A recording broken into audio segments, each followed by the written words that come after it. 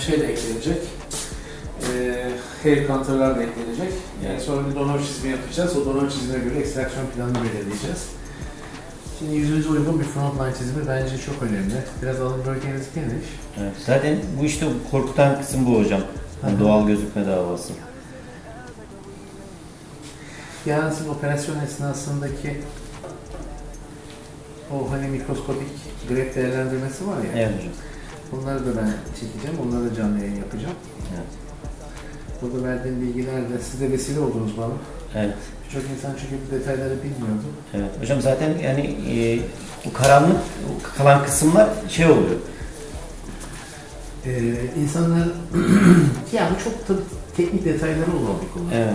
Evet. Mesela birçok hasta bana şunu soruyor ya işte şu hastanıza 3000 ekmişsiniz. Bana niye 2800 ya da bana 2500 demişsiniz. Bana niye 3000? Evet. Yani şimdi kendi açısından haklı. Alan aynı gibi gözüküyor ama bir kere hani herkesin saç dökülme alanı santimetre kare olarak birbirinden çok farklı. Çünkü kafaların ebatları da birbirinden farklı. Evet.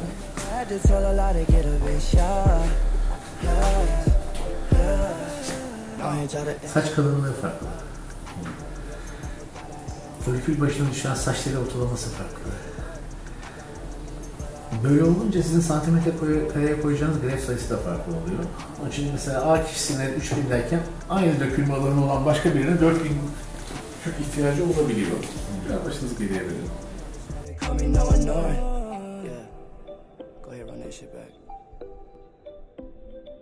Şu yaptığım detay, yani şu tempo peak dediğimiz detay hakikaten çok daha insanın yaş olarak da algısını çok değiştiriyor. Hocam ben de fotoğraflara baktığımda birçok yani sosyal medyada gezinen ya da internet ortamında işte bu alın bölgesinde mesela bu olayın yani çoğu hekimde yani sizde değil genel olarak fotoğraf ortamda internet ortamında sağlanmadığını görüyordum. Problemin neden olduğunu anlayamıyordum. Hani kafamı şimdi siz söyleyince teknik ismini. Şimdi birçok insan hatta bunu birçok benim işimi yapan cerrah arkadaşım da aynı hataya düşüyor.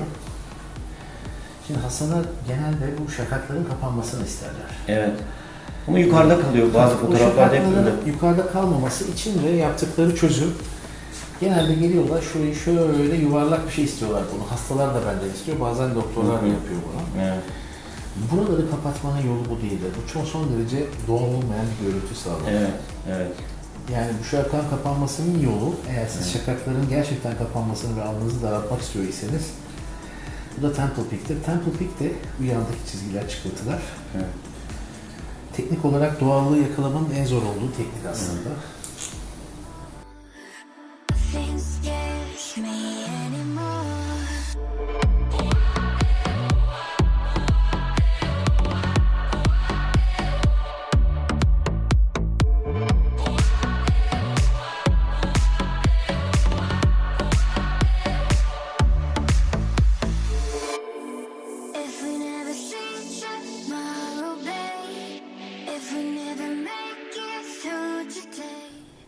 Ya hocam bir şey söylemeden atlayamayacağım. Hem ekip böyle samimi hem profesyonel. Yerde çok ben şimdi gerçekten çok hani medikal ortam ve diğerlerinde bulundum yaptığım iş gereği. Yani bunu yani yenilemeden söyleyemeyeceğim. Çok teşekkür ederim. İnsan memnun kalıyor ve rahatlıyor. Geldiğimde gergindim. Yani tamamı gitti. Şimdi yarın operasyon ekibini de göreceksiniz. Evet. Bunlar da çok tecrübeli. Evet. Bizim burada mesela bir hastaya dokunmanız için, yani bırakın hani hekim yapmayı, hastaya dokunmaya başlamak bile en az 2 yıl eğitimden geçmeniz lazım. Evet. Sizin yan operasyonunuzu idare edecek olan ekip, yani en az tecrübesi olan 6 yıllıktır. Evet. En fazla tecrübesi olan 8 yıllıktır. Hatta 10 yıllık personeli de var. Evet. Yani ekibi tanıyınca içine daha da rahat edecek. Evet. Ama insanlar bunları hani buraya gelmeden mesela anlayamayanlar olacak. Bu üstüne basılması gereken bir konu.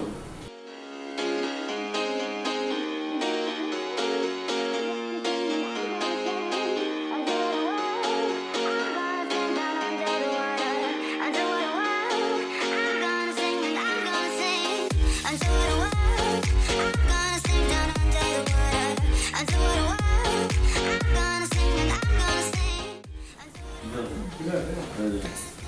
Ben neden böyle hocam yeniliyorum biliyor musunuz?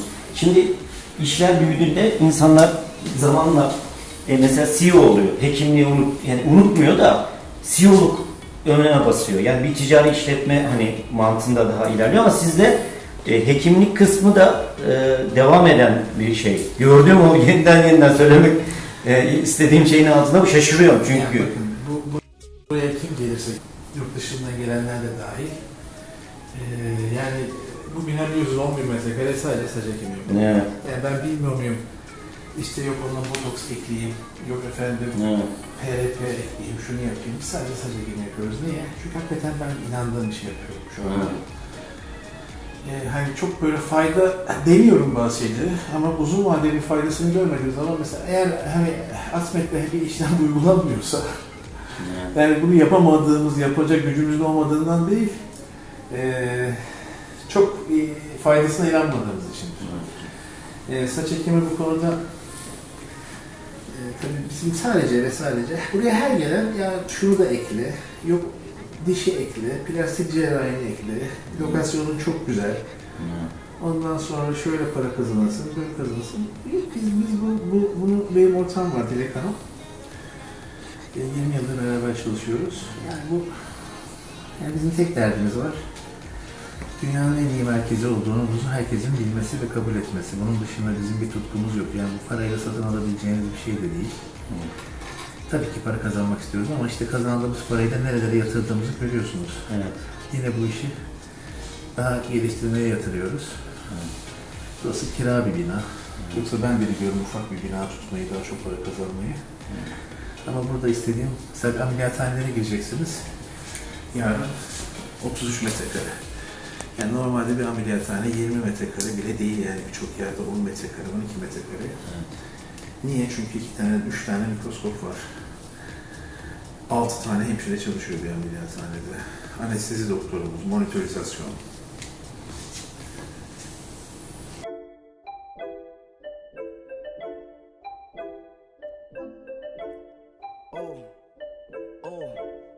Go ahead, jot that thing down to the floor. I've been on the road so long, forgot I had a home. I'm out in Miami, it's celebrity galore. I got what I need, but I always want more.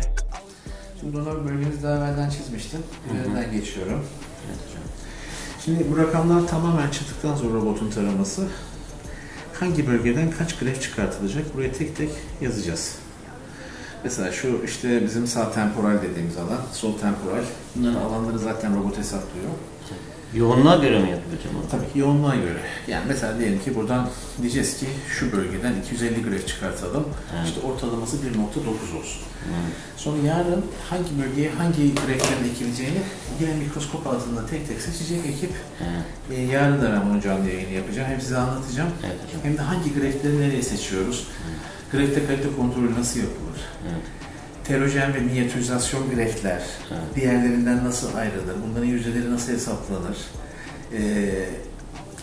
Bu en ön hattaki hani doğallığı sağlayacak olan orijinal teknik dediğimiz greftler var ya, o tekniklerin ayrılması.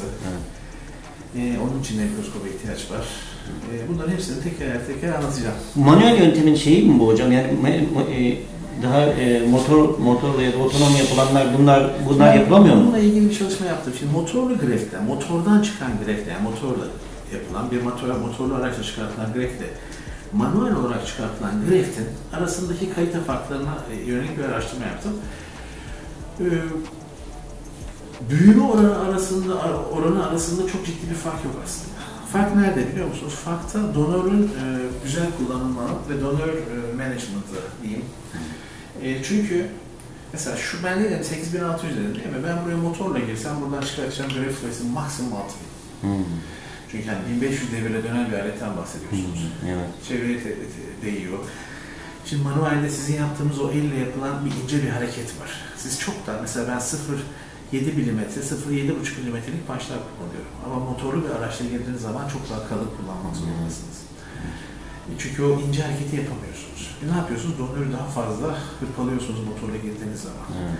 Yani bu donörden 8600 çıkma yapmanın tek bir yolu var. O da manuel çalışabilir. Evet. O bir ayrıcalık. Bir de Yarın şimdi yine ameliyathanede göstereceğim. O graftin bir şaftı var, Evet. bir balbu var, soğanı var. Bir de onun çevresinde zarı var, shield'ı var, koruyucu bir membranı var.